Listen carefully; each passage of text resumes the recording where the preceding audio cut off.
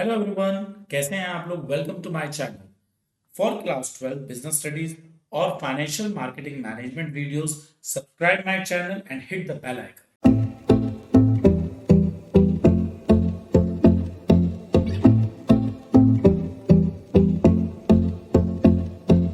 आज हम लोग क्लास 11th का चैप्टर नंबर 8 स्टार्ट कर रहे हैं। बहुत आसान चैप्टर है, sources of business finance. Now the topic is meaning of business finance. Business finance is the money required by a business to carry out its operation. Business finance क्या होता है? किसी भी बिजनेस को जो पैसा चाहिए होता है उसके ऑपरेशंस मतलब डेली नीड्स के लिए, रॉ मटेरियल बाय करना, स्टाफ की सैलरी देना, बिजली की बिल देना, या इसके अलावा बिजनेस को ग्रो करने के लिए जो पैसा चाहिए होता है। It is essential for purchasing assets and managing daily expenses. कहीं ना कहीं बिजनेस अपनी एसेट्स को बाय करने के लिए भी बिजनेस फाइनेंस की रिक्वायरमेंट रखता है और डेली एक्सपेंसेस के लिए भी उसे पैसा चाहिए होता है। तो ऐसा पैसा जो बिजनेस के एसेट्स को बाय करने के लिए चाहिए होता है, डेली नीड्स के लिए चाहिए होता है, बिजनेस को ग्रो करने के लिए चाहिए होता है, उसे हम लोग बिजनेस फाइनेंस कहते हैं। फॉर एग्जाम्पल, एक नया रेस्टोरेंट है जिसे पैसा चाहिए अपने किचन के इक्विपमेंट्स को बाय करने के लिए और इनिशियल इंग्रेडिएंट्स लेने के लिए, स्टाफ की सैलरी को पे करने के लिए। तो ये जो सारा फंड है इसे हम लोग बिजनेस फाइनेंस कहते हैं। Now the topic is nature of business finance. एक बुक स्टोर है, उसको इस टाइम पैसा चाहिए बुक्स लाने के लिए, शेल्फ के लिए। दैट इज लॉन्ग टर्म, मतलब वो जो भी बुक्स लेकर आएगा ऐसा तो नहीं होगा कि एक साल के अंदर उसे रिप्लेस करेगा, या जो भी वो वुडन शेल्फ बनवाएगा उसे वो अगले साल तोड़वा के फिर दोबारा से बनवाएगा। ये पैसा जो है लॉन्ग टर्म के लिए। और इसके अलावा उसे जो अपने स्टाफ को सैलरी वगैरह देनी है शॉर्ट टर्म। इसका मतलब किसी भी बिजनेस के अंदर जो पैसा चाहिए होता है वो लॉन्ग टर्म और शॉर्ट टर्म के लिए चाहिए होता है। लॉन्ग टर्म के अंदर आ जाता है जैसे कोई बिजनेस बिल्डिंग खरीदना चाह रहा है, मशीनरी खरीदना चाह रहा है जिसकी life more than 1 year, more than 5 year होती है। शॉर्ट टर्म के अंदर आ जाता है जो उसके डेली नीड्स हैं, स्टाफ की सैलरी, बिजली के बिल, वेजेस देना, etcetera. Adequate finance is important for a business to operate effectively. किसी भी बिजनेस के अंदर एडुकेट फाइनेंस का होना बहुत जरूरी है। विदाउट इनफ फंड्स, अगर बिजनेस में इनफ फंड्स नहीं लगाएंगे, मतलब जितना रिक्वायरमेंट है उससे कम पैसा लगाएंगे, अब business can not purchase necessary assets. तो नेचुरल है वो अपनी एसेट्स को बाय नहीं कर पाएगा और कवर इज डेली कॉस्ट, और वो अपने रूटीन खर्चे भी बियर नहीं कर पाएगा। मतलब बिजनेस के अंदर अगर कम पैसा लगा ना तो वो अपनी एसेट्स बाय कर पाएगा, डेली एक्सपेंसेस नहीं पूरा कर पाएगा, तो डेफिनेटली ये बिजनेस के लिए नुकसानदायक। Identifying and securing these funds is crucial. तो इसीलिए बिजनेस के अंदर इस चीज को आइडेंटिफाई करना, कितना पैसा हमें डेली नीड्स के लिए चाहिए, कितना पैसा हमें लॉन्ग टर्म के लिए चाहिए, दिस इज मस्ट। अब अगर हम बात करते हैं बिजनेस फाइनेंस के स्टेजेस की, तो किसी भी बिजनेस के अंदर सबसे पहले इनिशियल स्टेज पे पैसा चाहिए होता है। Funds are needed immediately for setting up the business. किसी भी बिजनेस को स्टार्ट करने के लिए जो पैसा चाहिए होता है that is initial stage fund. Operational stage, funds are required to handle daily operations. Business के रूटीन खर्चों को पूरा करने के लिए जो पैसा चाहिए होता है उसे हम ऑपरेशनल स्टेज फाइनेंस कहते हैं। जैसे रॉ मटेरियल परचेज करना, स्टाफ की सैलरी देना, या कोई भी और यूटिलिटी बिल का पेमेंट करना। एक्सपेंशन, देखिएगा बिजनेस स्टार्ट कर लिया, बिजनेस को रनिंग में भी हम ले आए, अब उसके बाद कुछ साल बाद उसे एक्सपेंड करने की जरूरत होती है। Additional funds are needed for business growth. अब इसके अलावा तीसरी स्टेज आ जाती है कि जहां पर हमें बिजनेस के एक्सपेंशन, बिजनेस के ग्रोथ के लिए पैसा चाहिए होता है। लाइक एक बिजनेस अपनी नई ब्रांचेस ओपन करना चाहता है, या वो अपने इन्वेंट्री को सीजनल बेस पर इंक्रीज करना चाहता है, या वो अपने बिजनेस में टेक्नोलॉजिकल अपग्रेडेशन चाहता है, तो इन चीजों के लिए भी उसे पैसा चाहिए होता है। अगर हम बात करते हैं बिजनेस फाइनेंस की कैटेगरी की, तो ये दो तरीके का होता है, फिक्स कैपिटल और working capital. Fix capital, funds needed to buy long term asset. जो भी पैसा हमें लॉन्ग टर्म एसेट्स के लिए चाहिए होता है, जैसे लैंड, बिल्डिंग, मशीनरी, ये वो एसेट्स होते हैं जिसका यूज आप बहुत सालों तक करते हैं। अगर आपने लैंड ली तो वो आपके 50 साल, 60 साल, 70 साल चलेगी। कोई आपने बिल्डिंग बनाई है 25, 30, 40 साल चलेगी। मेन पर्पज होता है फिक्स कैपिटल रिक्वायरमेंट का किसी भी बिजनेस को स्टार्ट करने का। फॉर एग्जाम्पल, एक फैक्ट्री के अंदर पैसे की जरूरत है किसी मशीनरी को खरीदने के लिए, गोडाउन्स को बनाने के लिए, तो नेचुरली ये हमारा फिक्स कैपिटल रिक्वायरमेंट है। अब ऐसे कौन से फैक्टर्स हैं जो हमारी फिक्स कैपिटल पे फर्क डालते हैं? First is nature of business. देखिए, अगर आपका मैन्युफैक्चरिंग बिजनेस है तो नेचुरली उसको ज्यादा फिक्स कैपिटल चाहिए, क्योंकि उसकी लैंड भी ज्यादा होगी, मशीन्स भी ज्यादा होंगी, बिल्डिंग का साइज भी बड़ा होगा रादर देन एक ट्रेडिंग, एक शॉप के कंपेरेटिवली। साइज ऑफ बिजनेस, अगर कोई लार्ज स्केल का बिजनेस होगा तो नेचुरली उसके अंदर एसेट ज्यादा होंगी, बिल्डिंग का साइज बड़ा होगा, फर्नीचर वगैरह ज्यादा होगा, तो उसको ज्यादा फिक्स कैपिटल चाहिए। लेकिन अगर एक स्मॉल साइज का बिजनेस होगा, एक छोटी सी दुकान होगी, तो उसको फिक्स कैपिटल कम चाहिए। Working capital requirement, funds needed for daily operation such as buying raw material, paying salaries, covering short term expense. ऐसा पैसा जो रॉ मटेरियल के लिए चाहिए होता है, स्टाफ की सैलरी देने के लिए, या इसके अलावा और भी जो यूटिलिटी बिल्स होते हैं, जैसे बिजली का बिल हो गया। तो जब पैसा किसी भी बिजनेस के डेली नीड्स के लिए चाहिए होता है, इसको हम लोग वर्किंग कैपिटल रिक्वायरमेंट कहते हैं। Normally this capital is used and replenished regularly. ये पैसा रेगुलर हमें चाहिए होता है। मेन पर्पस होता है बिजनेस के एवरीडे एक्टिविटीज को मैनेज करना, उनको स्मूथली रन करना। फॉर एग्जाम्पल, एक कॉफी हाउस है, वहां पर कॉफी को खरीदने के लिए, कॉफी उसका रॉ मटेरियल है, पैसा चाहिए होता है।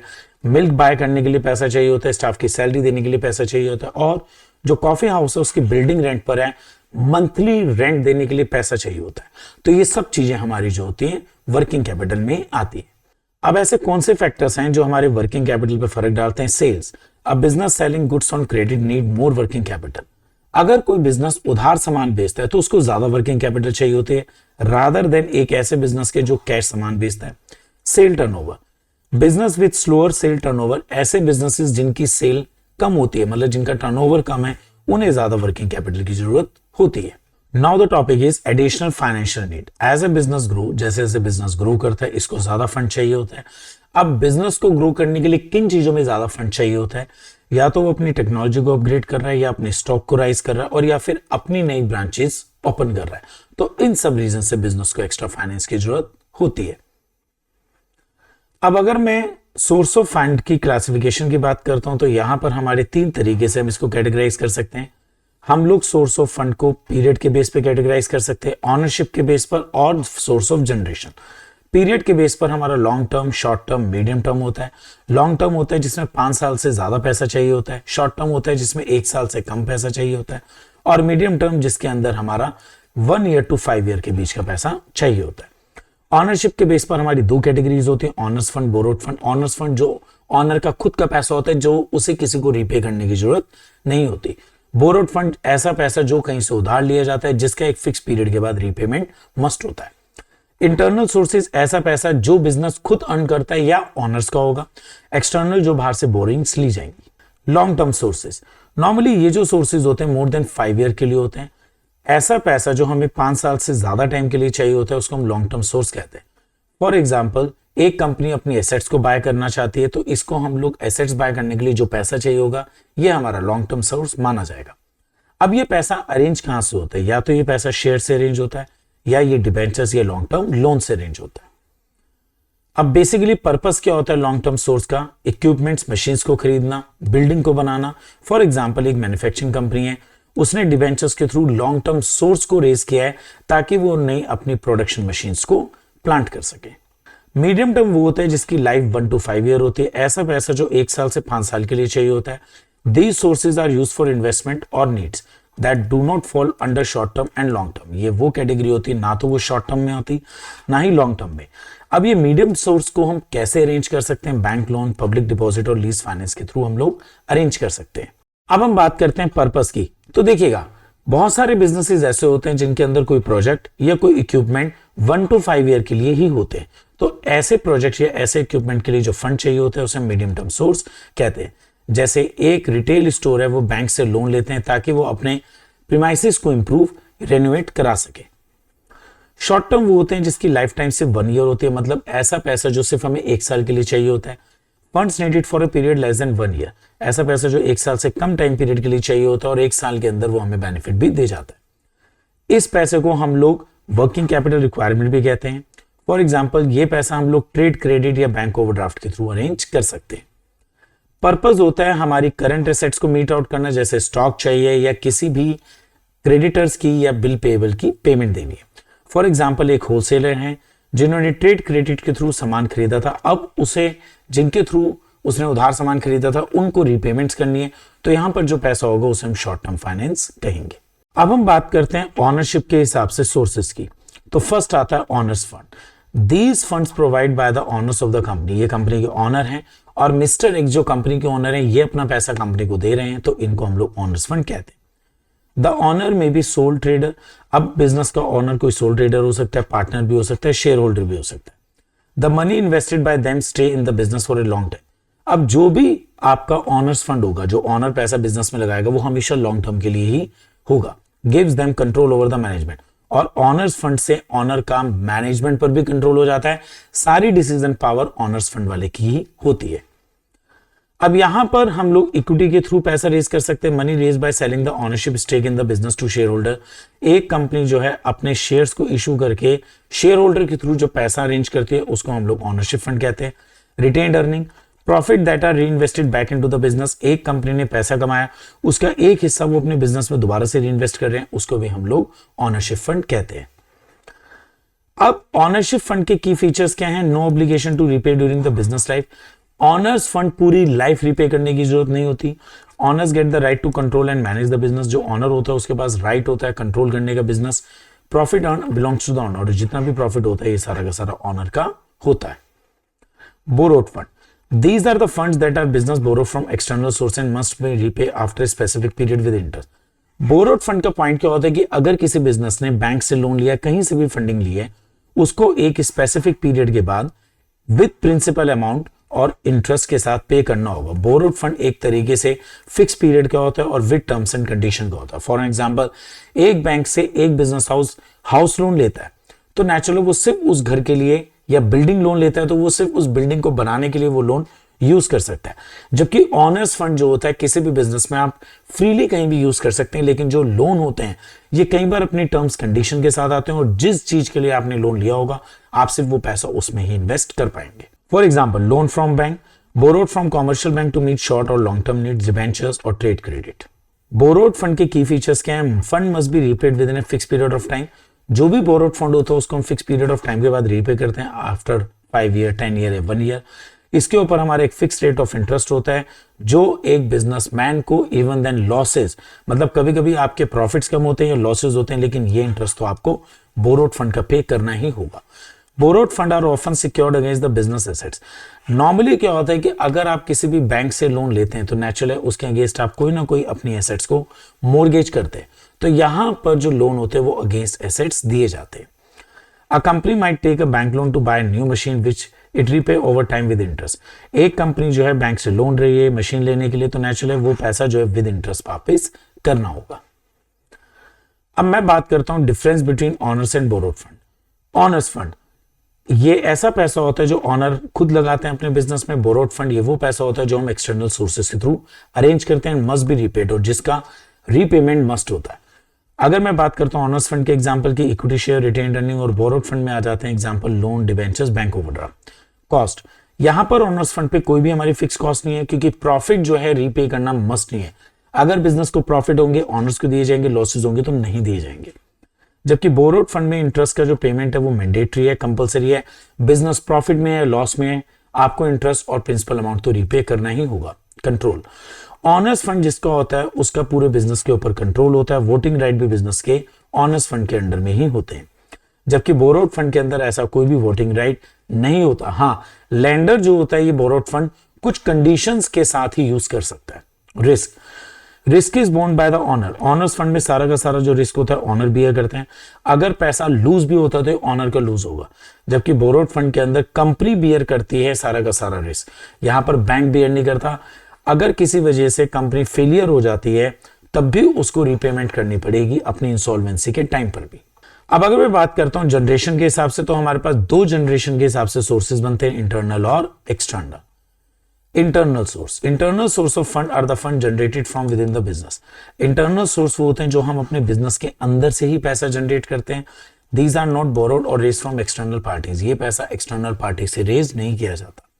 अब इसके एग्जाम्पल आ जाते हैं, जैसे हमारे प्लगिंग बैक ऑफ प्रॉफिट है, ऐसा प्रॉफिट जो हम अपने बिजनेस में री इन्वेस्ट करते हैं। देखिएगा यहाँ पर एक कंपनी में 1000 रुपीज का प्रॉफिट अर्न करा है, उसमें से 100 रुपीज जो वो अपने कंपनी में री इन्वेस्ट कर रही है और 900 पब्लिक में बांट रही है।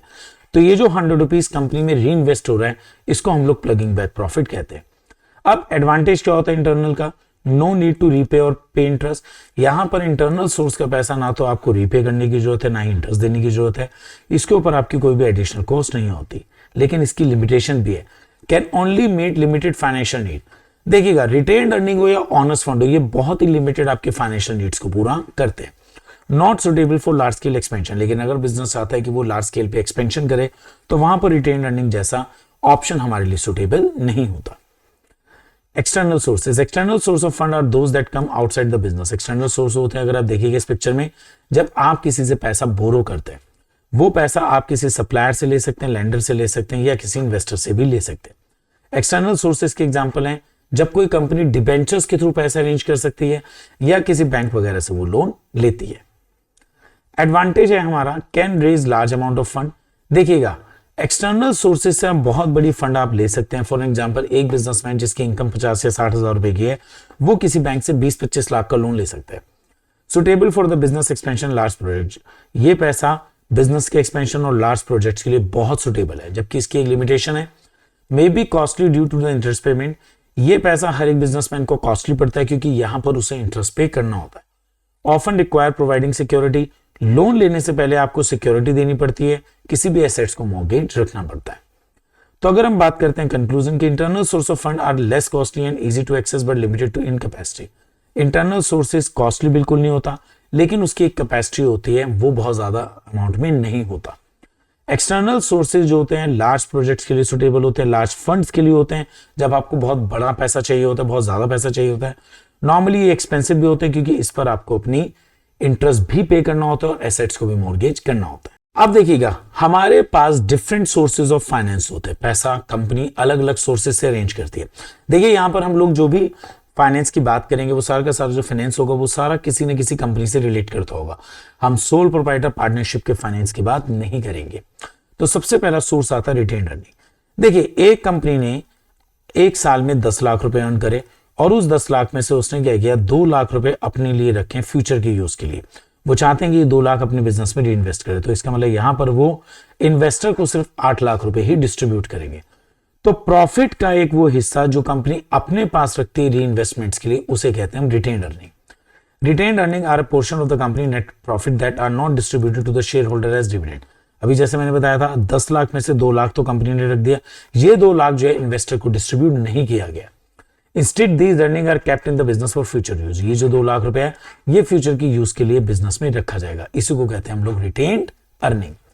रिटेन्ड अर्निंग के अदर नेम्स हैं प्लगिंग बैक ऑफ प्रॉफिट। हालांकि ये इंटरनल सोर्स ऑफ फाइनेंस में ही एक ऑप्शन है। रिटेन्ड अर्निंग के अदर नेम्स होते हैं सेल्फ फाइनेंसिंग और plugging back of profit. How retained earning works, the amount available for retained earning depends on the companies net profit. देखिएगा, यहां पर रिटेन्ड अर्निंग डिपेंड करती है कंपनी के नेट प्रॉफिट पर। अगर कंपनी को 10 लाख का प्रॉफिट हुआ तो उसमें से 2 लाख कंपनी अपने पास रखती है। लेकिन अगर कंपनी को प्रॉफिट ही सिर्फ 3 लाख रुपए का होगा तो सिर्फ कंपनी अपने पास 50,000 रुपए ही रख पाएगी। इसका मतलब ये सारा का सारा जो खेल है, ये डिपेंड करता है कंपनी के प्रॉफिट्स पर। It is common way for a company to finance those operation without needing to borrowing. ये पैसा जो होता है बिना किसी बोरोइंग्स के होता है, तो कंपनी अपने उन ऑप्शंस में लगाती है जहां पर बोरोइंग्स की जरूरत नहीं होती। मेरिट्स ऑफ रिटेन्ड अर्निंग, ये अपने आप में एक परमानेंट सोर्स ऑफ फंड होता है। Retained earning provides a permanent and readily available source of fund. अगर हम बात करते हैं रिटेन्ड अर्निंग की, तो ये परमानेंट सोर्स ऑफ फंड है। ये पैसा दोबारा रीपे नहीं किया जाता, नो एक्सप्लिसिट कॉस्ट। इसके ऊपर ना ही तो आपको कोई इंटरेस्ट पेमेंट देनी है, डिविडेंड वगैरह कोई भी ऐसे फ्लोटेशन कॉस्ट भी नहीं है। हमारी फ्लोटेशन कॉस्ट क्या होती है, देखिएगा, पैसा अरेंज करने की जो कॉस्ट होती है उसे हम फ्लोटेशन कॉस्ट कहते हैं। सपोज करिए आपने एक बैंक से 1 लाख रुपए का लोन लिया, इस लोन को अरेंज करने में आपके 5,000 रुपए का एक्सपेंस आया, तो हम लोग इस 5,000 रुपए को फ्लोटेशन कॉस्ट कहते हैं। ऑपरेशनल फ्रीडम, रिटेन्ड अर्निंग आप अपनी मर्जी से कहीं भी यूज कर सकते हैं। Since the fund are generated internally, ये पैसा हमारे इंटरनल सोर्स से आता है। Company enjoy more freedom and flexibility, company इसमें ज्यादा फ्रीडम रखती है यूज करने के लिए और ज्यादा फ्लेक्सिबल होती है। Ability to absorb losses, retained earning can help the company deal with the unexpected losses. Retained earning से क्या होता है, जितने भी हमारे अनएक्सपेक्टेड लॉसेस होते हैं कंपनी उनको इजीली मीट कर सकती है। Providing a financial cuisine during tough time, यहां पर रिटेन्ड अर्निंग के थ्रू हम कह सकते हैं कि कंपनी अपना फाइनेंशियली स्ट्रेंथ में रहती है टफ टाइम में। Increase in market value, using retained earning wisely can lead to the better business performance. अगर आप इस रिटेन्ड अर्निंग का बहुत अच्छा यूज करते हैं तो बिजनेस के परफॉर्मेंस हाई होंगे। इससे क्या होगा कि हमारे मार्केट के अंदर कंपनी के शेयर्स की जो है वैल्यू बढ़ जाएगी। लेकिन यहां पर रिटेन्ड अर्निंग की कुछ लिमिटेशंस भी हैं। First, share holder dissatisfaction. अगर कंपनी को 10 लाख का प्रॉफिट हुआ, उसमें से 2 लाख कंपनी ने अपने पास रखा, लेकिन अगर हम मान के चलते हैं कंपनी 2 लाख पब्लिक को देती है और 8 लाख अपने पास रखती है, तो कहीं ना कहीं इन्वेस्टर जो होता है डिससेटिस्फाई हो जाता है। If too much profit is retained and not distributed as dividend, अगर बहुत सारा पैसा कंपनी ने अपने पास रख लिया है और एज ए डिविडेंड नहीं दिया है, शेयर होल्डर में फील डिससेटिस्फाइड, तो शेयर होल्डर जो होते हैं हमेशा डिससेटिस्फाइड रहेंगे। Uncertain source of fund, retained earning depends on the companies profit, retained earning जो होते हैं कंपनी के प्रॉफिट पे डिपेंड करते हैं, विच कैन फ्लक्चुएट, और ये कंपनी के प्रॉफिट्स हमेशा फ्लक्चुएट होते रहते हैं। This makes it N uncertain source of fund, तो ये पैसा कहीं ना कहीं हमारे लिए अनसर्टेन रहता है। अब सीधी सी बात है, अगर कंपनी को प्रॉफिट होगा तभी कंपनी उसका एक छोटा सा हिस्सा अपने पास ऐसे रिटेन्ड अर्निंग निकालेगी, लेकिन अगर कंपनी किसी ईयर कम प्रॉफिट में या लॉस में, तो कंपनी ये पैसा अपने पास नहीं विड्रॉ कर सकती। Opportunity cost, many companies overlook the opportunity cost associated with retain earning, बहुत बार ऐसा होता है इस अर्निंग से रिलेटेड हमारी कुछ अपॉर्चुनिटीज होती है जिसे कंपनीज इग्नोर कर देती है, which means they may not use the fund in the most beneficial way, मतलब कंपनी ने 10 लाख में से 2 लाख तो अपने पास रखा है लेकिन इसका कहीं अच्छी जगह यूज नहीं किया। अब अगर ये 2 लाख रुपए किसी एक अच्छी अपॉर्चुनिटी में यूज हो जाता तो ये 2 लाख फ्यूचर में ग्रो के 2.5 लाख रुपए बन जाता, लेकिन अब कंपनी ने इसको बहुत अच्छे ढंग से किसी अच्छी अपॉर्चुनिटी में यूज नहीं किया, तो ये पैसा जो है 2 लाख का 2 लाख ही रह गया। तो कई बार क्या होता है कि कंपनी इस पैसे से रिलेटेड अपॉर्चुनिटी कॉस्ट, इस पैसे से रिलेटेड एक अच्छे इन्वेस्टमेंट्स को कहां पैसे इन्वेस्ट करना चाहिए उसे इग्नोर कर जाती है। Now the topic is trade credit. देखिएगा, जब एक बिजनेसमैन किसी दूसरे बिजनेसमैन से सामान उधार लेता है उसको हम लोग कहते हैं ट्रेड क्रेडिट। नॉर्मली आपने देखा होगा कि जितने भी आपकी गली मोहल्लों में ग्रोसरी शॉप है उन लोगों के पास सुबह सुबह ब्रेड वाला जो होता है उधार ब्रेड देकर जाता है, और इसी को हम लोग कहते हैं trade credit. Trade credit is the credit extended by one trader to another. Trade credit में क्या होता है, सेलर जो होता है बायर को सामान उधार बेचता है for the purchase of goods and services. It allows business to buy supplies now and pay them later. एक तरीके से ट्रेड क्रेडिट क्या हुआ, आप अभी खरीदो और पेमेंट बाद में दो, usually within a specific period. If the buyer record this credit appears under creditors and account payable. अब यहां पर बायर्स के रिकॉर्ड के अंदर हम लोग इस पैसे को सन्ड्री क्रेडिटर्स या अकाउंट पेबल के नाम से शो करते हैं। ट्रेड क्रेडिट से रिलेटेड कुछ important points, it is commonly used for short term. Trade credit हमेशा शॉर्ट टर्म के लिए होता है। ये तो पॉसिबल नहीं है कि ग्रोसरी की शॉप पर जो है एक ब्रेड वाला अपनी कुछ ब्रेड देकर जाता है और वो 2 साल बाद या 4 साल बाद पैसा लेगा, वो शाम को या मैक्सिमम अगले दिन तक पैसा ले लेगा। तो ट्रेड क्रेडिट जो होता है हमेशा शॉर्ट टर्म के लिए होता है। Trade credit is granted to customer who have good financial standing. Trade credit हमेशा उन लोगों को ही दिया जाता है जिनकी मार्केट में फाइनेंशियल पोजीशन स्ट्रांग होती है। मतलब उधार सामान सिर्फ उस दुकानदार को दिया जाता है जिसकी मार्केट में वैल्यू अच्छी होती है। The amount and duration of trade credit depend on the factor. कितना पैसा उधार दिया जाए और कितने टाइम के लिए दिया जाए ये बहुत सारे फैक्टर पे डिपेंड करता है। जैसे बायर की रेपुटेशन, जो पैसा उधार ले रहा है उसकी रेपुटेशन क्या है, जो सेलर है उसकी अपनी फाइनेंशियल पोजीशन क्या है, कितनी क्वांटिटी आप परचेज में ले रहे हो, आपकी पेमेंट हिस्ट्री क्या है, और मार्केट के कॉम्पिटिशन को भी इसमें देखा जाता है। Credit terms can vary across industries and individual customer. यहां पर जब एक पर्सन दूसरे को उधार सामान बेचता है, मतलब एक ट्रेडर दूसरे को उधार सामान बेचता है, तो ये आपस की टर्म्स को नेगोशिएट कर सकते हैं। मतलब ये अलग अलग इंडस्ट्री का अलग अलग वेरी करता है। अब हम बात करते हैं ट्रेड क्रेडिट के मेरिट्स की। कन्वीनियंट, एक बिजनेसमैन ने दूसरे बिजनेसमैन को फोन किया और सामान उधार मंगा लिया। कन्वीनियंट तो है, कोई पेपर वर्क नहीं है, कोई डिले नहीं है। Trade credit is an easy and ongoing source of fund. Trade credit हमारा ऑनगोइंग सोर्स ऑफ फंड होता है, बहुत इजीली अवेलेबल हो जाता है। Helping business manage their operation smoothly. तो इससे क्या होता है, बिजनेसमैन अपने बिजनेस ऑपरेशंस को बहुत स्मूथली रन कर सकता है। उसको पता होता है कि मुझे उधार सामान मिल जाएगा जिसका पेमेंट वो कुछ टाइम बाद कर देगा। Readily available, if the seller trust the customer credit worthiness, trade credit can easily be obtain. यहां पर सामान बेचने वाला अगर खरीदने वाले के ऊपर ट्रस्ट करता है तो ये ट्रेड क्रेडिट बहुत जल्दी दे दिया जाता है। Promote sale, this trade credit help increase sale by allowing buyer to purchase goods without immediate payment. Buy now और पे लेटर की पॉइंट से यहां पर बिना इमीडिएट पेमेंट दिए जब बिजनेसमैन एक दूसरे से सामान खरीदते हैं तो ये कहीं ना कहीं सेल को प्रमोट करते हैं। सपोर्ट इन्वेंट्री मैनेजमेंट, देखिएगा दिवाली के दौरान ऐसा बहुत बार होता है कि बहुत सारे बिजनेसमैन ऐसे हैं जिनके पास पैसा नहीं होता। उन्हें पता होता है कि दिवाली के 1 वीक के डेज में जितना सामान बिक जाएगा उसको हम रीपे कर देंगे। तो ये लोग क्या करते हैं, दिवाली के आसपास बहुत सारा सामान उधार मंगाते हैं और अपनी इन्वेंट्री को मैनेज करते हैं। Company can use trade credit to stock up on the inventory when expected higher sale in the near future. Company को अगर ये लगता है कि फ्यूचर में सेल ज्यादा हो जाएगी तो वो आज ट्रेड क्रेडिट के थ्रू सामान उधार मंगाते हैं। नो चार्ज ऑन एसेट्स, देखिएगा है तो ये बोरिंग्स, लेकिन ये अपने आप में इसलिए यूनिक है क्योंकि अगर आप बैंक से लोन लेते हैं तो वो आपके एसेट को मॉर्गेज रख देता है, लेकिन यहां पर ट्रेड क्रेडिट में ऐसी कोई भी प्रॉपर्टी एज ए सिक्योरिटी नहीं रखी जाती। Trade credit does not require any asset as security. Trade credit में हम किसी भी एसेट को एज ए सिक्योरिटी नहीं रखते। Now the limitations of trade credit, risk of over trading. कई बार आपने देखा होगा कि आप जब किसी शॉप पर जाते हैं तो वहां से आप सामान खरीदने जाते हैं, you have a limited amount in your pocket, और जो कि उस सामान को खरीदने के लिए सफिशिएंट भी है। लेकिन जब आपको लगता है दुकानदार आपको उधार सामान दे देगा तो आप उससे एक्स्ट्रा सामान ले आते हैं। यही हाल बिजनेसमैन का होता है। जब बिजनेसमैन को पता होता है कि जो सेलर है उसको उधार सामान दे देगा तो डेफिनेटली वो ओवर ट्रेडिंग कर जाते हैं। Easy access to trade credit can lead business to buy more than necessary. कई बार क्या होता है, ट्रेड क्रेडिट के चक्कर में बिजनेसमैन जो है जितना रिक्वायर होता है उससे भी ज्यादा बाय करता है, increasing the risk of over trading. और अपने आप में ये ओवर ट्रेडिंग का रिस्क होता है। That means by too much, जो ज्यादा खरीद लेना, which can strain financial resources, तो जिससे कहीं ना कहीं हमारे फाइनेंशियल रिसोर्सेज पर भी फर्क पड़ता है। लिमिटेड फंड, आपको क्या लगता है जैसे बैंक 20 लाख 30 लाख 20 करोड़ का लोन दे सकता है, ऐसे एक दुकानदार दूसरे दुकानदार को 20 करोड़ रुपए का उधार दे देगा? बिल्कुल भी नहीं।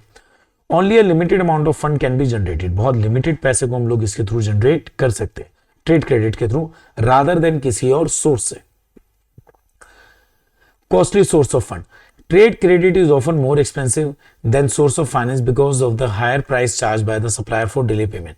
अगर ट्रेड क्रेडिट में एक सबसे बड़ी कंडीशन ये होती है कि अगर आपकी पेमेंट लेट हुई है तो आपके ऊपर एक्स्ट्रा चार्जेस पड़ेंगे, और इस वजह से ये जो फाइनेंस होता है कॉस्टली हो जाता है। Trade credit is helpful tool for business to manage short term finance. Normally अगर हम समरी की बात करते हैं तो trade credit short term finance के लिए बहुत अच्छा होता है, फाइनेंशियल नीड्स को फुलफिल करने के लिए बहुत अच्छा होता है। However it must be use carefully to avoid the risk, लेकिन रिस्क से बचने के लिए इसका यूज बहुत अच्छे ढंग से करना चाहिए। Now the topic is public deposit. Public deposit are fund raise by company directly from the public. जब कोई भी कंपनी पब्लिक से डायरेक्टली पैसा अरेंज करती है, इसे हम लोग कहते हैं public deposits. Individual can deposit money in a company by filling out a form. अगर आप देखिएगा ये इंडिविजुअल रिलायंस में पैसा लगाना चाहते हैं और बस ये एक फॉर्म को फिल करेंगे, and in return they receive a deposit receipt as a proof, और इन्हें पलट के कंपनी इनको एक डिपॉजिट रिसिप्ट देगी। ये डिपॉजिट रिसिप्ट ही अपने आप में प्रूफ ऑफ डिपॉजिट होता है। Public deposit offer higher interest rate compare to bank. अब ये व्यक्ति रिलायंस को क्यों पैसा देंगे, बैंक में क्यों नहीं अपना पैसा जमा कराएंगे? क्योंकि रिलायंस इन्हें बैंक से ज्यादा इंटरेस्ट पे करेगा, and are used to meet the medium and short term finance. और रिलायंस जो होता है इस पैसे से अपनी मीडियम और शॉर्ट टर्म नीड्स को पूरा करता है। अब हम बात करते हैं पब्लिक डिपॉजिट्स के की पॉइंट्स की। Public deposits can be made for 3 years. यहां पर पब्लिक डिपॉजिट जो होता है मैक्सिमम 3 साल के लिए होता है। मतलब रिलायंस जो है लोगों से पैसा मैक्सिमम 3 साल के लिए ले सकती है पब्लिक डिपॉजिट्स के नाम पर। Interest rate on the public deposit is usually higher than bank deposit. Interest rate जो होता है इसका बैंक से ज्यादा होती है, but lower than the cost of borrowing from bank. अब देखिएगा, रिलायंस को अगर इनसे पैसा मिलता है 8% पर मिलता है, और जबकि जो लोन है वो इनको 9% पे मिलता है, तो रिलायंस को पब्लिक से पैसा लेना ज्यादा सस्ता पड़ता है। और पब्लिक अगर बैंक के अंदर पैसा डिपॉजिट करती है तो इनको 4% इंटरेस्ट मिलता है, जबकि रिलायंस से इन्हें 8% मिल रहा है। तो यहां पर रिलायंस भी बेनिफिट में है और पब्लिक डिपॉजिट वाला पर्सन भी बेनिफिट में है। Public deposits are regulated by Reserve Bank of India. Public deposit जो होता है आरबीआई के थ्रू रेगुलेट किया जाता है। अब हम बात करते हैं merits of public deposit. Simple procedure, the process of raising fund through the public deposit is straight forward and does not involve restrictive condition like bank loan. Public deposit से जो भी पैसा अरेंज होता है स्ट्रेट फॉरवर्ड होता है, easy होता है, और इस पैसे पर जो होता है बैंक लोन की जैसी कंडीशंस भी नहीं होती।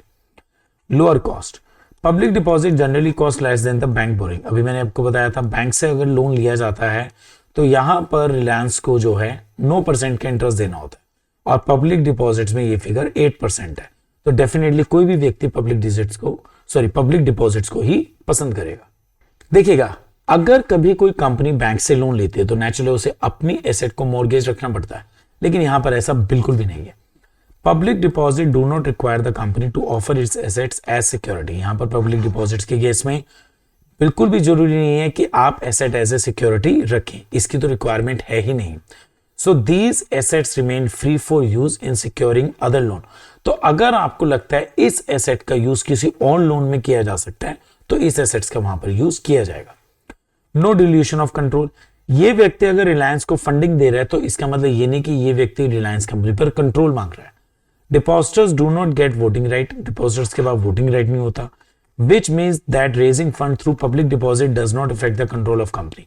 अगर पैसा पब्लिक डिपॉजिट्स के थ्रू अरेंज किया गया तो कंपनी के कंट्रोल पर, उनके मैनेजमेंट पर फर्क नहीं पड़ेगा। Limitations of public deposit, difficulties for new company. आपको क्या लगता है कोई भी व्यक्ति किसी नई कंपनी में पैसा लगाएगा? बिल्कुल भी नहीं। न्यू कंपनीज में struggle to attract public deposit because they lack established trust and reputation. नई कंपनीज के लिए तो बहुत बड़ी प्रॉब्लम है पैसा जो है कस्टमर से लेना, पब्लिक से लेना, क्योंकि इनकी जो ट्रस्ट है और रेपुटेशन है अभी पब्लिक में बहुत ज्यादा नहीं है। अनरिलायबल सोर्स, आपको क्या लगता है कोई भी कंपनी अगर पब्लिक से पैसा मांगती है तो सब पब्लिक दे देते हैं और हर टाइम देने के लिए रेडी रहते हैं? बिल्कुल नहीं। कोविड के दौरान अगर किसी ने पब्लिक डिपॉजिट्स के थ्रू पैसा अरेंज करने के बारे में सोचा होगा तो पब्लिक के पास तो पैसे नहीं था, उन्होंने पैसा दिया ही नहीं। तो इसका मतलब ये जो अरेंजमेंट ऑफ फंड है ये अनरिलायबल है।